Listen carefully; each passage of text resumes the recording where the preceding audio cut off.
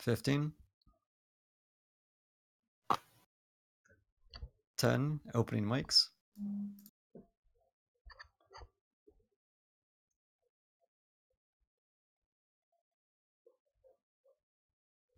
Hello everyone, this is Loris, your casual mech warrior. It has been a while since I have been away taking care of family, but I am back home for this 1 week for our First Circuit podcast number 30.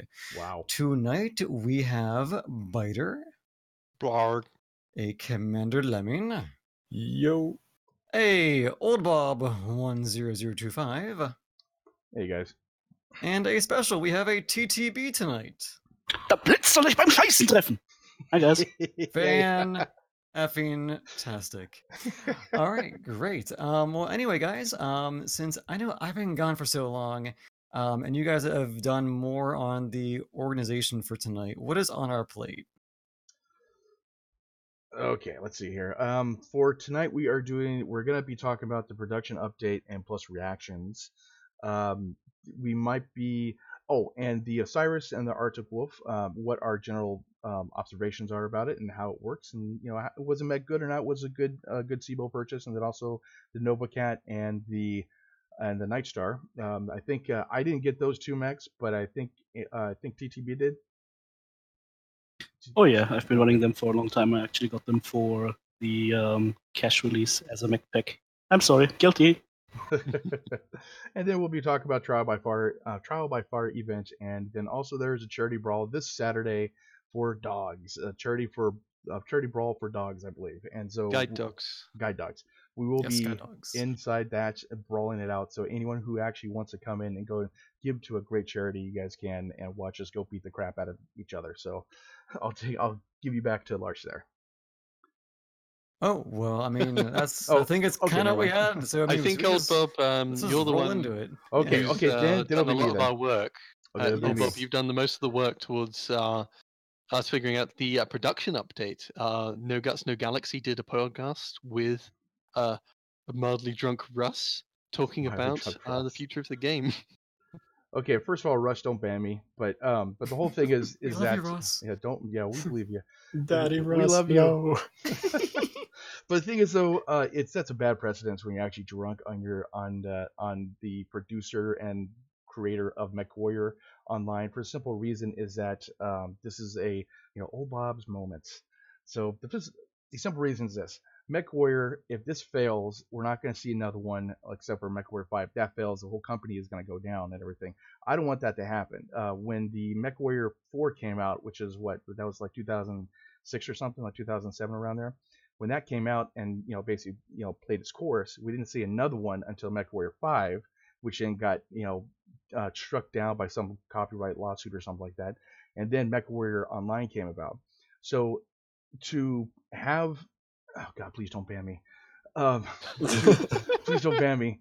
But the whole thing is, though, it sets a bad precedent of you being drunk on stream, and you represent PGI. And for you to be slurring your words, I mean, I slur my words, don't get me wrong, but that's just how I speak sometimes. And we've been drunk on stream before. Yeah, but we don't represent Mechwarrior Online, we did a though. drinking stream. Yeah, in fact, we did. Probably gonna do that tonight though too. But but we don't. My own 2 cents about it, right? Like we've sort of talked, at least for me, when I've talked about BattleTech.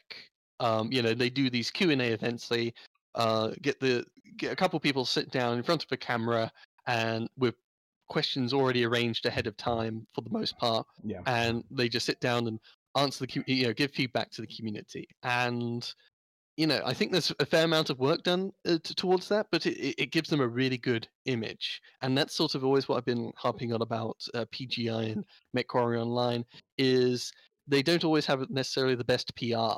And I don't think they have any PR. It's just that little bit of effort of sitting in front of the camera with a little bit of prep work is all you need, as long as you have enough charisma. And that's just at least the thing with appearing a little bit tipsy or drunk and slurring your words. It is just I would just point out the sheer contrast between the approach of the two different companies and how the audience responds to it.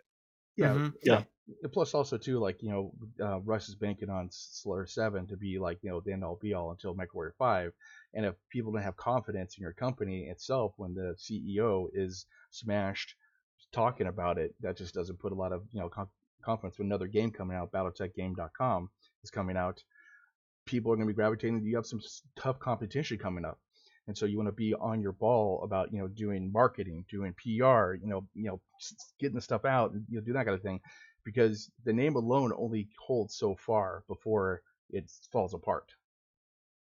But I would like to pick up. Go ahead.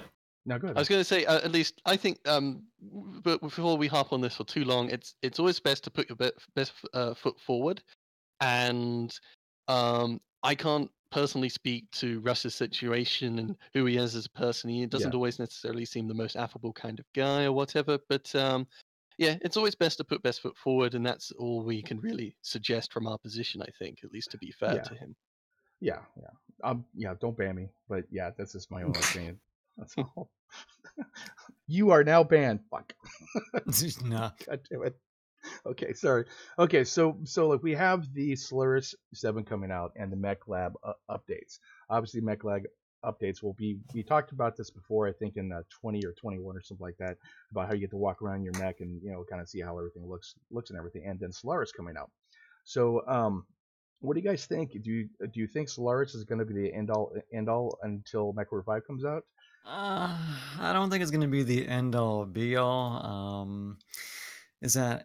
I mean, I don't know. Like to me, I want it to do well. I really want Solaris to do well. I think we all do, but I think I'm coming in with a held back opinion until it comes out, really, because the other main add-on they've brought out was Faction Warfare, which of course we'll get into later. Yeah. But even that didn't really seem complete when Faction Warfare was brought out. So I'm really hoping they tweaked it enough that on release day it's going to be okay.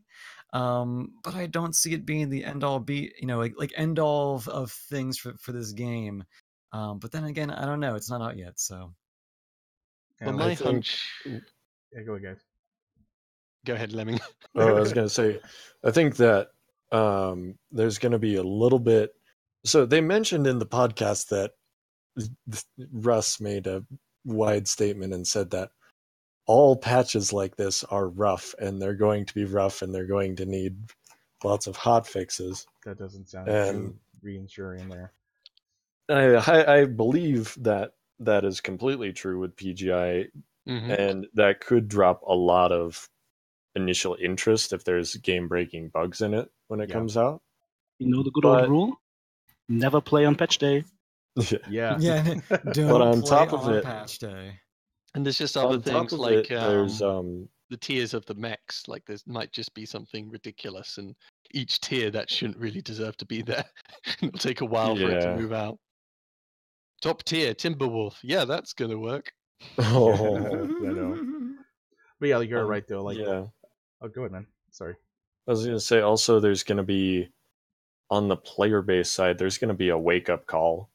Like there are a lot of players in Mechwarrior who think they are the cat's pajamas, I guess.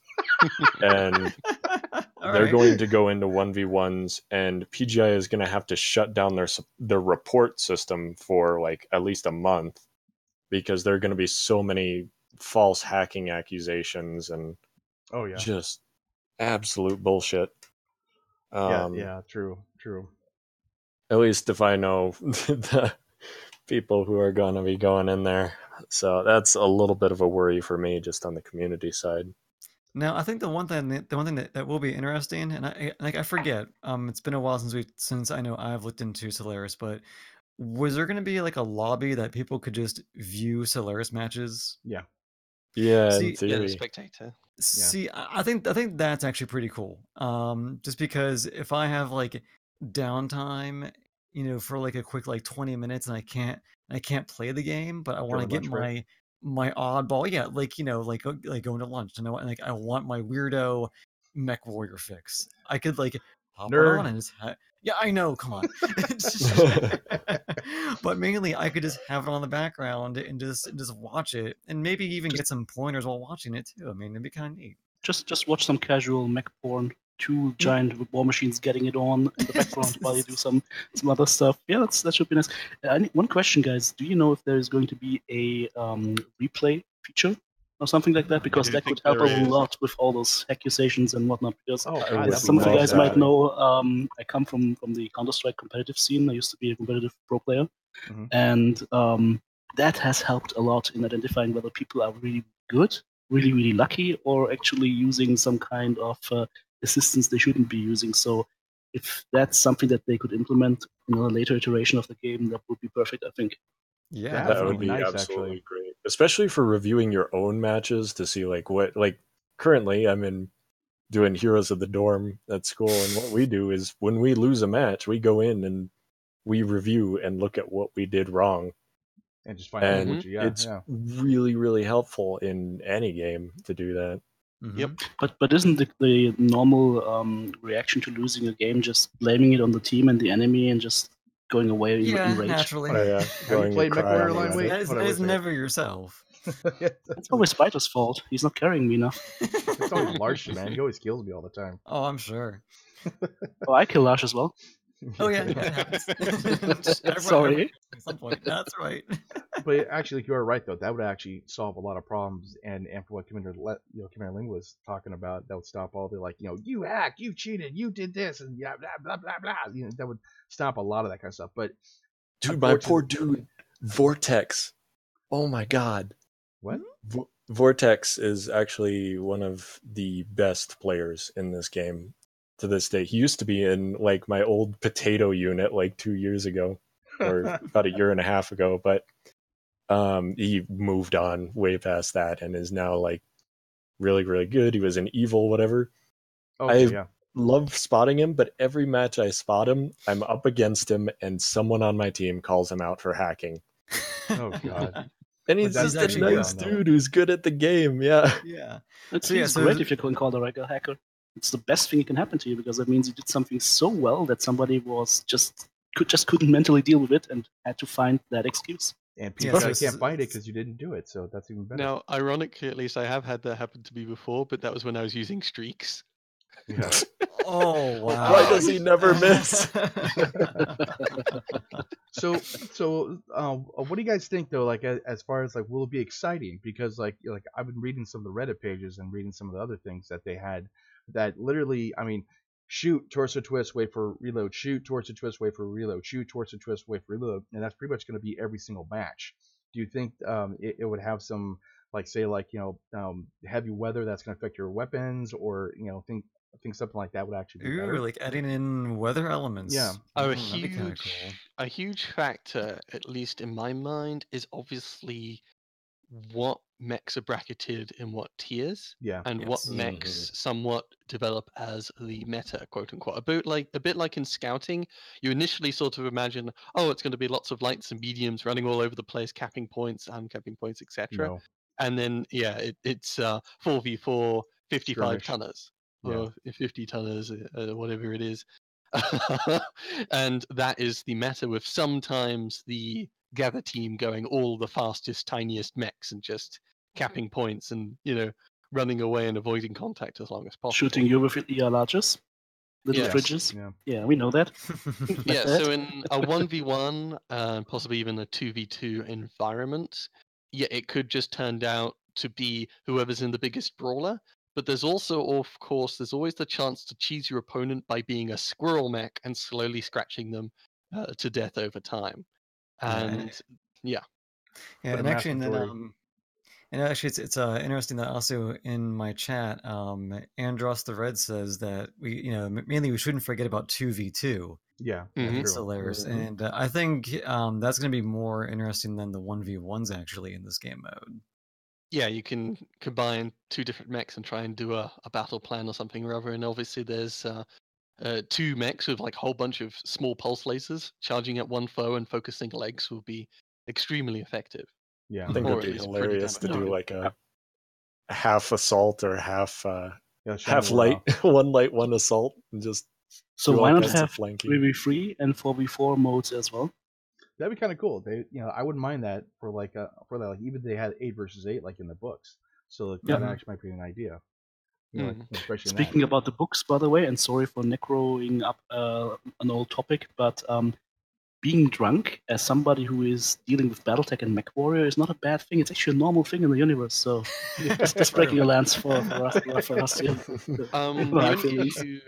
The only issue perhaps with 3v3, 4v4s, etc., is each of these are a separate bracket, basically, like a separate bucket you're throwing people into. And there's 7 tiers, 7 separate buckets within those. They already have 14 separate elo systems that they said they're going to set up. Mm-hmm. Oh my! Oh, that doesn't sound good, especially looking at the size of the player base. That might just be a little bit overkill. Yeah, so I think it's whilst if the player base was really large, you could go all the way up to 8v8 and let people do whatever. But even with a really healthy game, I think people would gravitate towards certain sizes. Like if you want to do 5v5, then there's not necessarily always 5, groups of 5 waiting in the wings. Yes.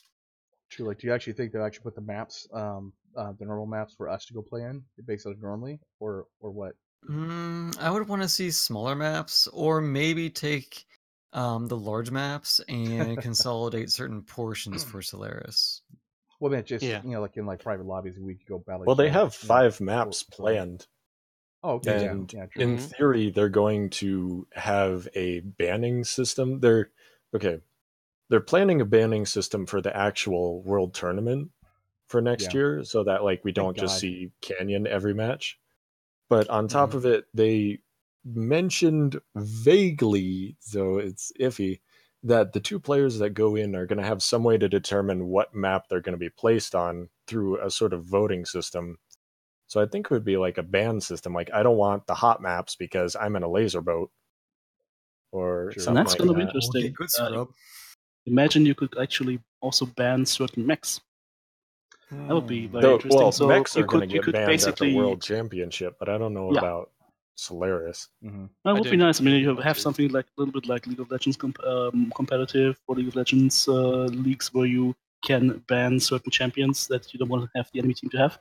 That would be interesting, because I mean, that is one thing I think this game is missing, and kind of like what you just said, TTB, an actual competitive championship. I mean, they have it, but I don't see it. I don't see Mechwarrior Online as a big thing. I want to see Mechwarrior Online become a big championship tournament thing. Or even just for the community, even just for the community that currently exists, you want people to get interested and involved in competitive. Yeah. But for that, they would have to also change the way they're presenting these tournaments a little bit. For example, I was watching some of the last World Tournaments, and what really ground my gears is that you almost never get to see the in-cockpit perspective of these players. So you always get the overview, but you never get the in-cockpit perspective. And that's the interesting one. That's the one you want to see as a player. You want to see what they do. You don't want to see the overview. That's what the replay system is really somewhat needed for, because as I've described before when we discussed competitive, it's an 8v8 game with a lot of complex mechanics somewhat playing under the hood, and it's really hard for a commentator to really give the scoop live, because it's really sort of hard to tell with a large map with all these mechs skittering about where the action's really going on, what condition everybody's on, etc., etc. Yeah, it's a great nuisance. Whereas if you had replays, at least then you have everyone play your games, and then there's the possibility of going back and having someone editing it together, or just letting the audience themselves see how the games play out. Hashtag PGI, please hire us. And of course, there's my other suggestions, somewhat along the lines of screw consumables, no consumables, and competitive is my preference. And also, you have there's none in Solaris. You have which is good. Love and my suggestion also was you have drop decks, i.e., you can't take the same chassis more than once in a competitive season, so that you got variants, a lot of different mechs on the field. And it's not always the same mechs doubled up all over the place on both sides. It's so tedious if it's the same mechs fighting each other in Canyon Network over and over and over again. Yep. So what about stock builds then? Yeah. Like I'm talking about classic BattleTech stock builds, because what I personally would love to see, and I know that this is a little bit debatable because some chassis and some stock builds are better than others, but what I would like to see is some classic BattleTech builds slugging it out. And I think that would be a fun little charity round or something like that. You could always do.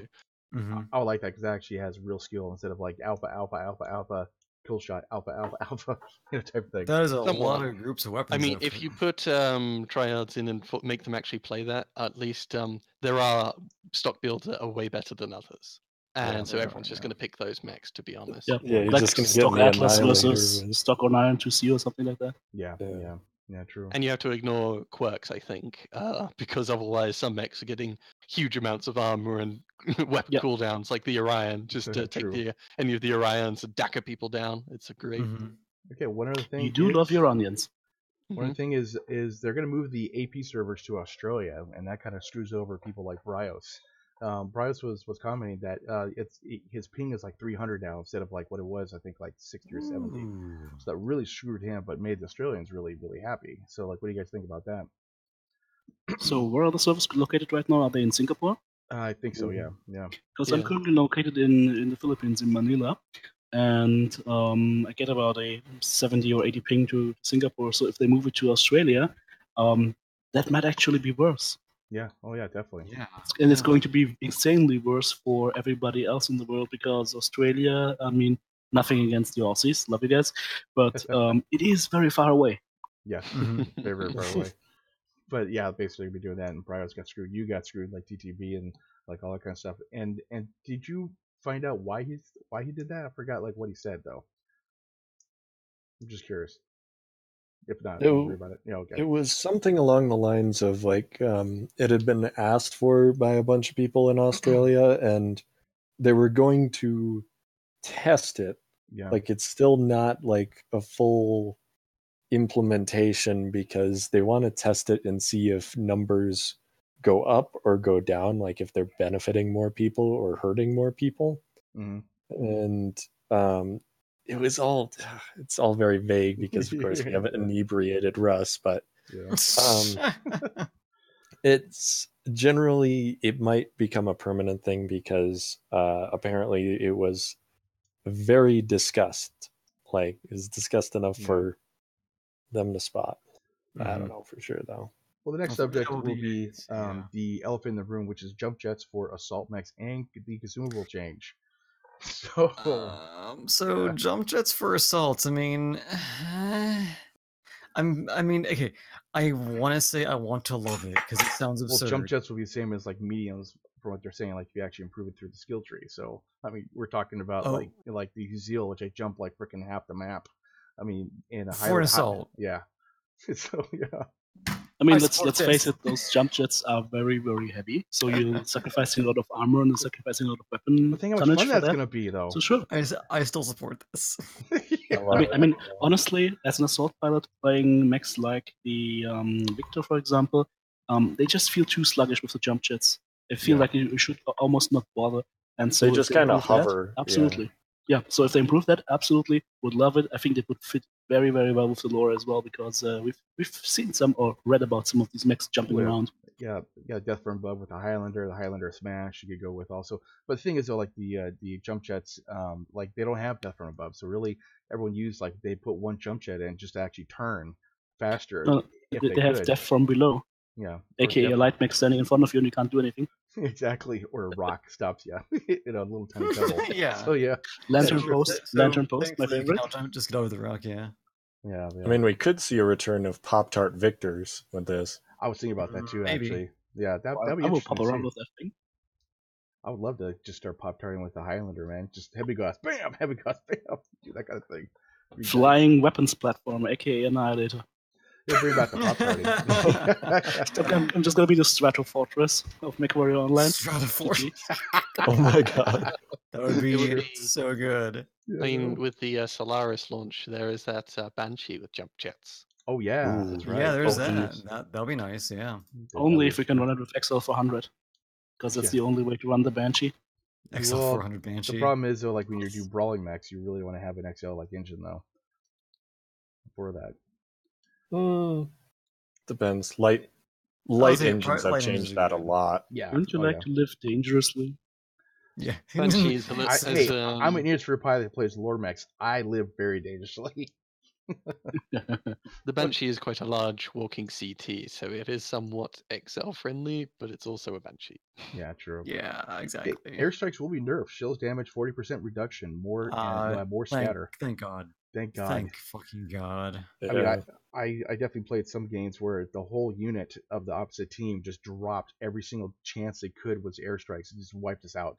And this would actually be very, very nice that they'll do this. But that's on. Have you ever been one shot by an airstrike? Yes. Yeah. Yeah. March did. Piranha. Yep, me too. Yeah, no. True. And it's a bit ridiculous. It's put there to make the enemy teams disperse. Well, I was actually hiding in a piranha. Now I'm dead. Yeah, exactly. Exactly. So now we got decals coming from 6 to 9, which is going to be very nice in the April patch. So, to harp on the consumable changes, I fully support this. Consumables have just been too strong and they are kind of unfun. At least it's not emphasizing the builds, etc., etc. Well, it's basically whenever you go against a 12-man, and that 12-man brings like 2 strikes per person, and then it's just nothing but strikes. 2 strikes per person, 2 cool shots per person, so they shoot more, they throw more damage. Specifically that they're only changing airstrikes, not arty strikes. So they're still going to have really heavy damage, even if it's more spread than an airstrike, definitely. And didn't they say anything about the cool shot? They said something about the cool shot too, didn't they? Yeah, they're dropping cool shots to 14 instead of 18. Oh, Jesus. Because basically you could get so much more for very little points into the skill tree. So they might be adding nodes to the skill tree as well for that. Who knows? That'd be interesting. That'd be interesting to see actually too. So now we got okay. Here's the elephant in the room: faction warfare. So I'll let someone take over this. Okay. And so what they announced in the stream was we're going to take down faction warfare for 2 to 4 weeks to reset the map, reset contracts, and just they didn't specifically say it, but it definitely was intended to make the player base at least try the new game mode. Yeah, a funnel. They said that they wanted to move towards improvements, but I highly doubt they'll be able to do any kind of improvements in like 4 weeks while they're trying to hotfix Solaris or whatever. But people got really, really upset about this. Like, it became the highlight of the stream because people were so angry that their favorite game mode is being shut down. Granted, it's like I'm biased because I don't like faction play. I haven't liked it since they added quick play modes to it. Like Incursion and Siege fit respawns. Conquest, Assault, Skirmish. What happens is if you're down a wave, you lose the game. If you end up down a wave, then it's almost the exact same thing as quick play, because if you lose those first 12 mechs, you're not going to recover from that, because then they're going to damage your next mechs and die. Then they're going to come back and all your mechs are going to be damaged and you're going to die faster, etc. It's just turns into a snowball. It's bad. It's not good. It's not fun. True. Yeah, so I'm also in agreement with you too. Is that I think them knocking it down for 2 weeks just to patch it or fix it, I think it's a good idea. I mean, I'm on that side. Well, to fix it, but not put a band-aid where they just make it so you could, drop your contracts like willy-nilly and everything. I mean, on top of it, it's not a band-aid. On top of it, it could free up server room, which would, like, if there's a big influx of Solaris players and it's a new, it's a new system, I'd be all for freeing up a little bit of, server space and computing power to take that on, rather than run a mode that 10% of the player base really likes, but I think can generous with 10% live without for 4 weeks. Here's a stupid question. Hey, Batducktw. Why do they have to take it down to go ahead and work on it? Because as far as I understand, basic programming and whatnot, you should be able to have the system still running and just I forgot to turn that off. Do your fixes on your development environment. and then put it towards live. It seems a little bit weird. Yeah. Some changes like, for example, clan scouting tonnage. Yeah. They could do that on the fly. Oh yeah. I think though it's just more. It was the direction of make people go towards Solaris kind of thing. It could also be something to do with changing the map itself while there's conflicts going on could be potentially really difficult in those like 30-minute windows in between. Do they have those still? That doesn't. I mean, you just roll it back to that time. So you basically say, okay, we'll have a rollback, and that's it. But you can still do it if you want to play it because you like it. Now, did they say that they're going to change maps for faction warfare? No, nothing of the huge sort. I think they just wanted to adjust some stuff with contracts. I don't even know. To be honest, it is definitely sketchy on that front, I guess. But I don't feel like it needs to be the issue that people made it into. I think they're blowing it up a little bit too much on the forums and such. But then again, they did force Russ to backpedal, and he put out on Twitter that it's no longer being shut down, apparently. And so. I'm not going to go on a tangent. Let's call it a micro tangent. Is that when these things are announced, then the community gets a little butthurt about these kind of things.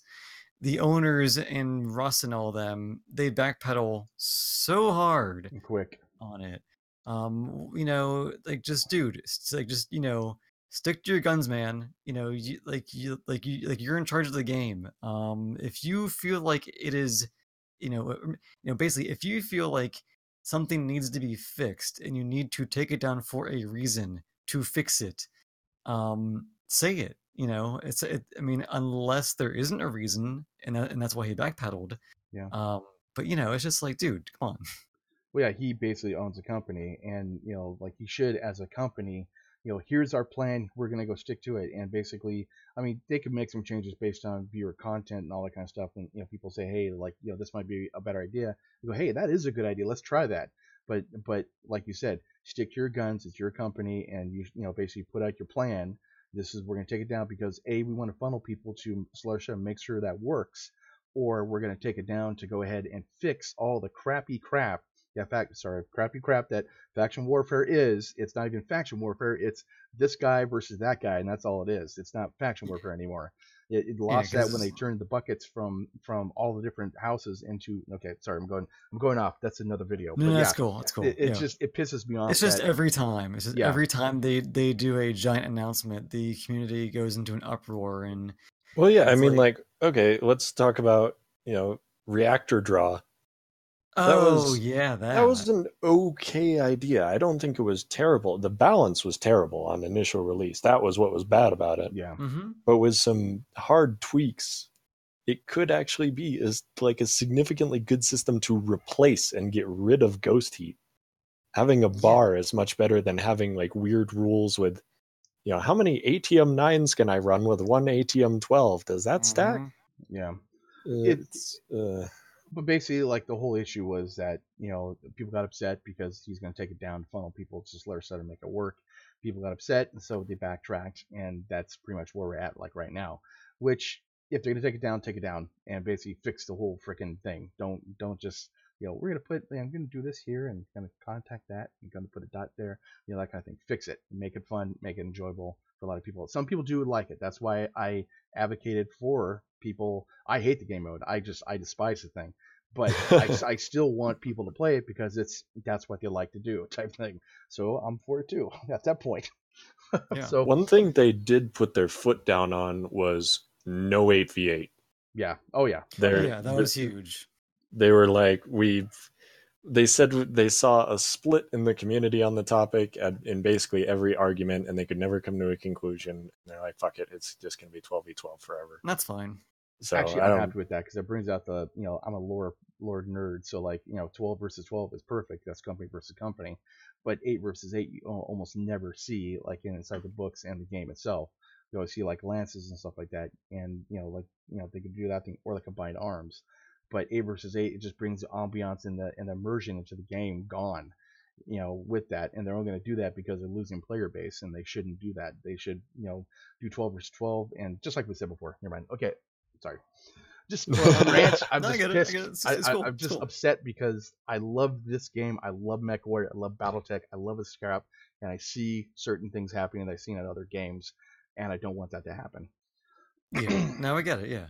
I would say at least these two topics somewhat play all into sort of the fundamentals of sort of why people play, i.e., like the 12v12 team-based gameplay is going to obviously quite change if you go 8v8. Yeah. And similarly, at least, there's a certain demographic out there who really enjoy 12v12 with respawns. In fact, someone like Kanajashi recently did a video where he said he really so enjoyed faction play. He wished more modes. In fact, the main mode was 12v12 with respawns. So there is certainly a large demographic, or at least a certain demographic that really enjoys that. And that's sort of, at least to harp back a little bit, my thoughts on Solaris would just be, it's interesting to see because we've been playing a team game for quite some time, whereas Solaris is much more individualistic, 1v1s, even just 2v2s. It's less about big teams fighting one another and more about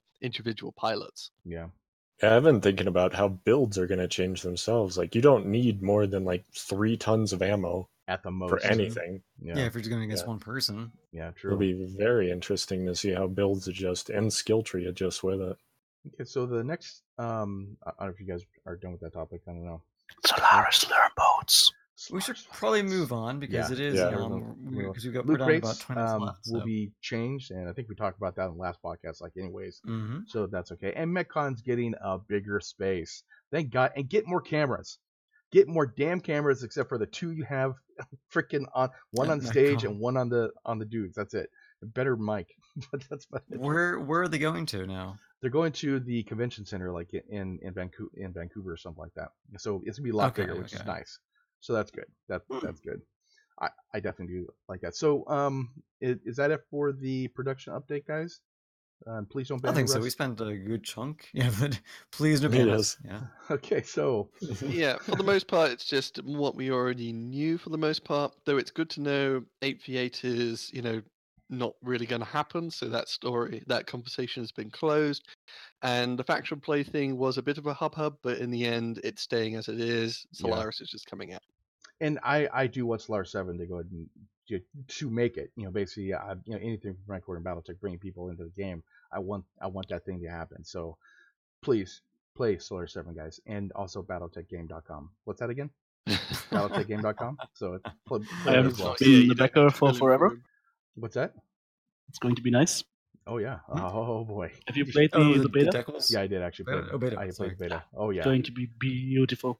I should play some matches online sometime. Oh, I'm planning to play everybody, man. I plan to do a lot of things. Sorry, good. Yeah, just so you're aware. Right? Just so you're aware, I'm running Steiner Scoutlands. Steiner Scoutlands. None but Atlas. Yeah, true. You could do whatever I can in the beta. I just like to have fun, and I'm a lore freak, so this is going to be, I'm going to be jizzing over the screen, so it'd be nice, so I'm going to be happy about that. I know. Please do not activate your webcam for that. It's all right. Turn it off. Sorry, what was audio? Okay. But no, so with me that knows very little lore, I'm going to enjoy BattleTech when it comes out. Oh yeah, definitely.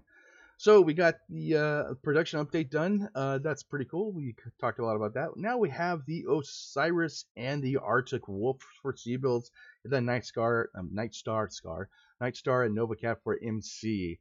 Now I purchased one of the Osirises, which is the 1P, and I got the 2 Arctic Wolves, which is the Arctic Wolf 2 and the one with the ECM. And I found the Osiris I'm having a lot more fun with than the Arctic Wolves. And for a simple reason is I like the challenge, and the Osiris is it's a tough mech to play. Very, very tough. You really have to choose your battles, and you are a support mech.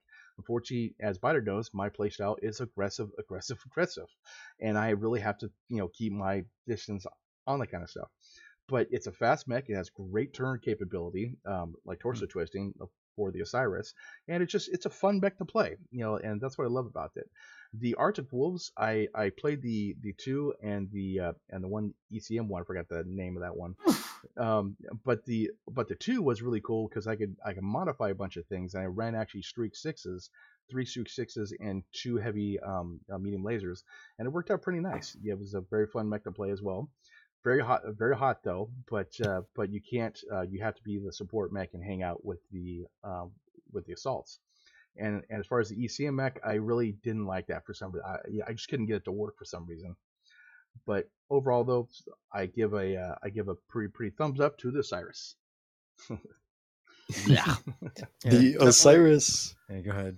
I was gonna say, because I had to go on a journey. I had line. to pick up the Osiris for Seaville's because I said I was gonna, and I love it very, very much because it is like a really kind of sad amalgamation of like a spider and a Jenner.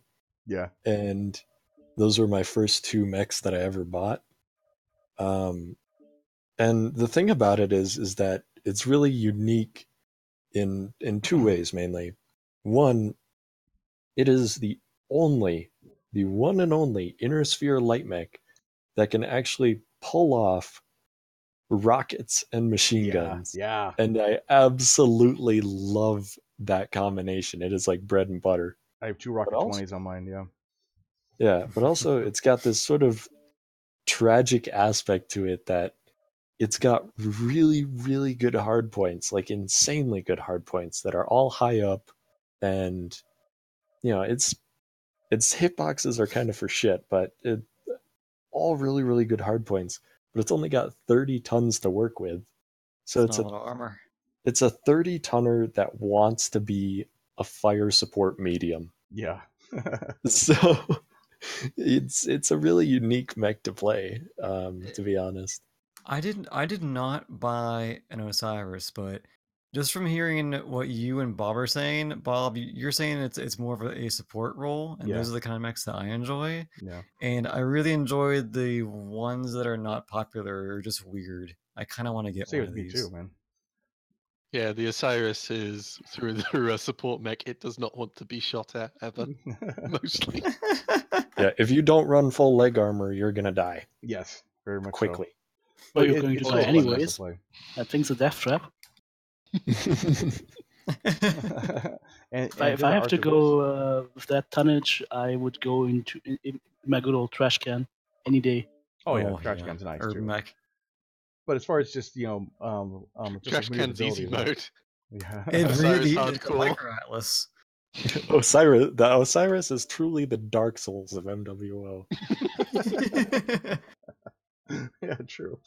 But like, and what do you guys think about the Nightstar NovaCap for MC? You guys have? I don't have those. I don't know if you guys have them or not. I don't have them. I mean, it coming out for MC is hardly notable. At least it's not worth anyone's money to really pick them up if you're going to pick them up by the packs. Yeah, definitely. Of course. True. The Nightstar is a pretty mech, though. It's pretty good. Yeah, Nightstar is a pretty good assault mech. Gets easily underestimated. Has a really, really big amount of armor, and can run some really nice loadouts with high weapon mounts. Weapon convergence is a little bit of an issue on some of the models, but overall it's very nice to play. And the Wolf Phoenix Hero Mech is beautiful, full on MRM build. I love the tiny hands on it. Yes. I mean, I personally would say that all of the Civil War escalation mechs mostly were quite underwhelming and meh, other than the Arctic Wolf, really. Uzil. Escalation mechs. That's a Civil War launch, not the escalation ones. Sorry.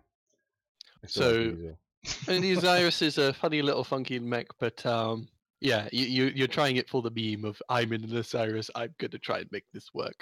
Oh wow! Yeah, I mean, I got over 1,000 damage, and it's possible. I've got over 1,000 damage without skill points in it.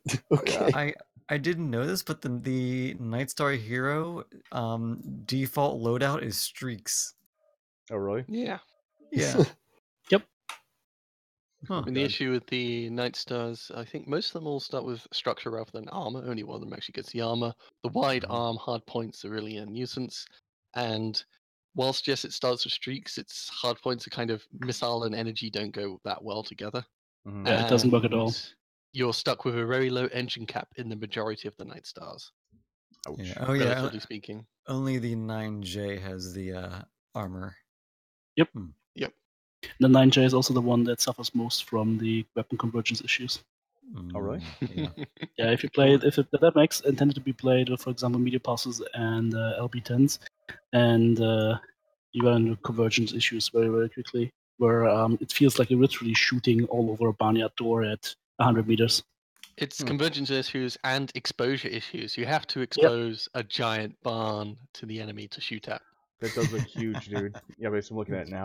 Just give it an Atlas or one other giant Night Star to shoot at. Then you're fine. Well, you should just really be taking like 2 Atlases or something like that. Very maybe true. A Banshee. Like the Night Star, I've always said, is it exists to remind people how good the Banshee is. And the Banshee wasn't that good in the first place necessarily. But hey, we're all getting Banshees soon, right? Yeah. Hero Banshee. Yeah. Well, Hero Banshee, yeah, true. Like also, on the topic though of the C-Bill Mechs, because that's the most key thing. I have been seeing a lot of Arctic Wolves running around. And those are good mechs. And for me, I didn't get the reinforcement pack, so the battle mechs were off limit to me, and both of them have narc quirks, so obviously I have to try that out. But I do like the Arctic Wolf 1 and 2 for some reason. You could modify them with engines and kind of modify them like however you want to. Instead of only going 97 like the normal ones, you could actually go like 130 or something like that. So that is kind of nice. You could just do all different things with them. Yep, I mean my theoretical build that I put on the one I bought thus far is Streak 18, Narc, Flamer, Medium Laser. I want to make that work. That sounds dirty. I mean, I just like to play the Arctic Wolf Prime as a smaller, less tonnage Griffin, basically, that can't jump. Yeah. I mean, I run it actually, as he can jump. Never mind. ECM Streak Boat, and I usually do very consistently in that thing. It's that one goes well. In group queue I use to carry the team whilst taking not too much tonnage. Okay. Yeah. That was something that actually caught my attention earlier. It's a little off topic, but do you think flamers are gonna like become an unholy creation in Solaris? Hells yeah. Oh yeah. Basically, if you could shut them down, cockpit them, and then basically you win the match right there. It's gonna be an abomination. Like there's no cool shots anymore. They keep that in mind. There's no consumables. Can't wait cool for shots. A flamer, therefore, is going to really screw over a mech that's using lasers. Obviously, even missiles are going to really be annoyed by being. So basically, everybody's going to run. Basically, what this boils down to, everybody's going to run Gauss and flamers. But the thing is, though, too, Gauss and flamers. You have to remember too, in order to get the actually special money through the Solar 7 sponsors, you have to do more damage. So if you're just doing cockpit kills, you're not getting a lot of money there. So basically, they want you to go full on Russell Crowe style and basically go like, "Are you not entertained?" Exactly. Oh my god, I'm hoping that actually happens in a Solaris match. That like a person just one shot someone and is like, "Are you not entertained?" or basically just legs them and just runs away and is like, "I will not kill him." I see a lot of shenanigans happening like with us on that one. Oh my god, we could troll Solaris really badly. Oh my god, there's so much to do. We could do really bad in that game. Well, the fun is you just take an all flamer mech and see how many matches you can win with it. Oh god. How many suicides? So we got the Arctic Wolf and the Night Star and everyone else. Let's see. We also have the Trial by Fire event. You guys have any notes on that or anything? Because I really didn't care about it. I haven't done it. I haven't had time. I haven't had time. I've been playing it a little bit, and the thing is with all these events, there is always it always brings out, I feel, a little bit of the worst in people. I've been talking to BrioS as well. He was totally frustrated one day because he was trying to record any footage, and it was basically impossible because people kept running very strange builds and played like they just handed away their brain at the entrance of the match. Yeah. So it can be very, very hard. But on the other side of things, here's the positive. You see a lot of mechs that you normally wouldn't see. Yeah, well, true. that's the whole seeming purpose of this. That to give people the basic rundown. This is kind of similar to previous events where you have to play in a certain mech, and you got to get a certain number of assists, certain number of KMDDs, and a victory. And there's more assists needed for lighter mechs, and more KMDDs needed for heavier mechs. And just like they sort of did this event last time, they're encouraging people to play the less often picked mechs. So for Inner Sphere, for example, the light mech of choice this week is the Jenner. Yeah, Jenner's been nice. I got the Jenner, which hardly ever been seen otherwise. Yeah, I got that challenge done in 2 games. I fucking love that mech. Oh yeah, I did that in 2 games as well with the Oxide. But the Jenner, the Griffin, the Catapult, and the Zeus. Other than the Catapult, most of these are hardly ever really played. Yeah, I do not see them that often on the field. And similarly for the clan side, the Mislinks, the Shadowcat, the Orion 2C, Mislinks, and the Warhawk. Again, a fair number of these do see some play, but they're not the most common picks by far. But the amount of Warhawks is actually pain. Like that, having at least 2 or 3 Lerm assaults every match. So many Lerm Warhawks, and I think this is the funny thing. At least, a lot of people are picking up these mechs because they are also on sale. They are encouraging you to pick up these less often picked mechs, these underperforming mechs, and to try them out. Which is why we've got all these stupid builds out there.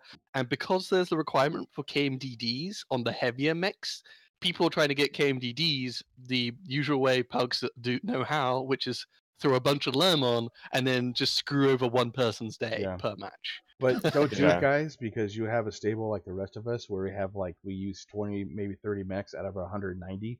So don't do it. Don't buy them. Actually, I was just going to ask, since I think Commander Lemmy might have a good answer. I do not own 1 Jenner, and I got tons of C-bills. I don't. What? Which one should I get? I don't. Okay, hold on. Quick thing, I did want to put in a note though. When they do these events where there's a bunch of mechs that have kind of shitty performance on paper, it is a really good way for them to get numbers. Yeah. Well, actually, it's probably not a very good way for them to get numbers because people don't know how to play them. But then again, anyway, they get numbers, and this usually means that there might be a Jenner buff. Ooh, yeah, that'd be nice, actually. I'd be so pumped. But the Jenner of choice is either the Oxide, because that thing is an unholy Oxide, creation. Way above the rest, at least. I feel like playing that. I'm heading over to the store right now. But a Jenner D is the one. D's fun, actually, yeah. Okay. The Jenner D is the one that you want for C-bills because you can run 2 SRM4s in it and then some lasers and just brawl. And the missile cooldown 15%. That's the loadout for that. 2 SRM4 and medium lasers. Okay. Yeah. Small lasers. Because I've got a D as well. It has an F in brackets. Yeah, it's personally at least. The most fun I had with the Jenner was the K, because I throw in 4 medium lasers, skirmish with it, and of course the CT Narc. Yeah, that's a good idea. You like the Ks, I know. I find it crazy that the Oxide has so many buffs on structure, but all the other ones have nothing. Just the CT. That's the thing that everyone has been frustrated with. It's like, you only give buffs to the one that costs money. So the numbers will be it's got best missile quirks as well, or at least equal best, and it's got missile points galore. Yep. Yeah, it's basically the same missile quirks as the D, but with tons of extra structure. Dick move. Well, I'm gonna go ahead and buy a D. Well, buy them all, buy man. the D. They're the initial cheap. D. They're cheap, dude. I made that video so long ago. Oh my god. They are cheap initially, but you do need endo and double. Yeah, exactly. And all the other perks that you need. And XL. Yeah, exactly. XL or light, like what are we going to do? So it will just sit there until I deal with it later. But now I have. If you got the money, purchase them. That's actually fun. 2 days and 22 hours. So 2 to 3 days. And then there'll be in the future a phase 2 where there's a next wave of Inner Sphere So let's see, we got Panther, Blackjack, Dragon, and King Crab. I might do the Panther actually. Mm-hmm. Just and for Clan, we've got Arctic Cheetah, Stormcrow, Timmy, and Highlander 2C. Now, Ooh, Highlander. Is that any Blackjack? Like you would use the loyalty one? And yeah, I think so. And the hero one? Okay, good, cool. You know what Blackjack I'm going to be using? You know what I'm going to be using? Yep, the arrow. Yeah. I love that thing. Cool, man. Dodge path lasers and machine guns. I would say, compared to the last event, this one is a lot more interesting. Instead of giving cockpit items, they are giving urban block skins. Yeah. That's interesting. What they look for like. each of these. And it's not necessarily the most attractive skin, but it's not bad, honestly. If you want to scan, cool. Let me that's see with all this the mechs, again. though. I mean, I look doing urban block because you do 3 very bright various colors, and it's an absolute mess. Yeah. So yeah, it's pretty cool, and plus you also get like C-bills and the camo itself. So that's definitely nice. So yeah, I mean the proposition, at least for people playing, is you pick up these mechs for cheap, you play them, and you get a camo for them. Yeah. Easy peasy all the way through. It's quite nice. Thank you, Mad Birdie. Appreciate it. It's a way to encourage people to play these less often play you, mechs, and they can get some more data on it. So I think it's a fairly good event overall. At least I'm looking forward to eventually unlocking urban block for all of these, just so I have the option, because a lot of these I do already have in the stable. Well, you will ski. So I sadly have to finally skill up my catapult K2. I got it right. I never got to get right. Oh, best rack mech. Best rack mech. So it is nice. I definitely like it, and that's cool. See, I think last but not least is the Charity Brawl this Saturday. So basically what it is, it's Charity Brawl for guide dogs, and in fact I'll leave a link down below, like inside this. It's gonna be, we're gonna battle each other out in a one map in River City where we're all on the same team, so we can't hide from each other, but we have like 10 seconds, is that right, to go ahead and run off and find our corner, and then come back and beat each other up. And then, and yeah, it's going to be interesting. I'm highly excited about this. They have 2 different events. One's at 1 p.m. and one's at 5 p.m. And I'm for the 5 p.m. and then Lars is the 1 p.m. Is that right? Yeah, I'll be doing 1 p.m. and I'll be doing a live stream of whenever I'm doing drops. Same with me too. The reason you guys all can find where each other are is because you're guided by the dogs. Yes, we're guided by the dogs. My streak missiles can hit. Yes, so the guide dogs will just be the little blips on the radar down below. Since you're going to be all on the same team, there is no hiding. Though sadly, yeah, the guide dogs sort of, I don't know, they somehow are imposing a field that makes you can't use streaks in your teammates. Yes. Yeah, true. So no streaks, no learns, because you can't lock onto each other. So it's going to be interesting to go see. Excuse you, you can still run lerms. You can still lerm an ATM. Okay. If you want to lose, yes, run lerms. That's fine. You can do it. So essentially, if you are new watching right now and you did not hear about this, they are still taking donations on their site. And I think you can still enter in to play up until tomorrow. So if you're watching and you want to join in, it's still open. So it should be a lot of fun. It's going to be cool. So everyone, I sent the link in my chat, and then also I'll go put it inside the notes as well too, so you guys can go and check it out. Charity Brawl for the Guide Dog starts Saturday on the 10th, 2018, 1 p.m. and 5 p.m. We're all going to be broadcasting this and everything. I still got to contact him and figure out how I can help, basically, with that. I got to jump on their TeamSpeak and go and figure that out. Oh, sorry. Yeah, you know, that's right. I need to go get the TeamSpeak information still. I have not done that. Yeah, on the call, seeing it like in the thing there, basically. Yeah, but it's in the rules. I mean, so far they got. I think the 1 p.m. is full, and then 5 p.m. has 3 more slots. So just all depends. So it'd be kind of cool. It'd be nice. Yeah. Unfortunately, I won't be fighting you, man. I'll be fighting you. That kind of split. Yeah, I know. I was hoping I was gonna be doing that, but I have plans tomorrow night, so I couldn't do a late night drop. Okay, that's cool. That's cool. So so that's the production update. First Circuit podcast number 30. Wow, it's been 30 freaking podcasts. Can you believe that, man? I know, right? Damn, it's been crazy. But any other special notes you guys want to go and lock out there? Oh, I forget. Did we talk about the Dekels being increased? Yeah. Oh yeah, and the fact that you can actually put them on at different angles now. Oh, Yeah. God. So I can finally put TTB on every of my mechs. I finally put Oldbob and then the symbol that I like, like Karita and then the sexy lady I like on there, so it'll be good. And my mechs just say Metal Crusader on their back. If you shoot that mech in the back, be prepared. It's going to turn around and murder you. So, cool. So we got everything done. So awesome. Podcast number 30. This is Oldbob. Hey, we have Larsh. I don't know. Commander Lemming, TTB, and Fighter. So we get to. We gotta have an outro for this. We gotta have a outro for this, man. We gotta do something about that. We haven't been talking about that. So. We'll fix it. We're only 30 podcasts in. Eventually, we'll get there. Exactly. I appreciate you. Also, we do have this on SoundCloud. I'll leave links down below as well too. Check it out in case you want to go watch it while you're running on the road or inside the car. You can do that as well. So take us later. Oldbob. This is Oldbob signing out. Peace, and I'll see you on the battlefield. Bye. Bye.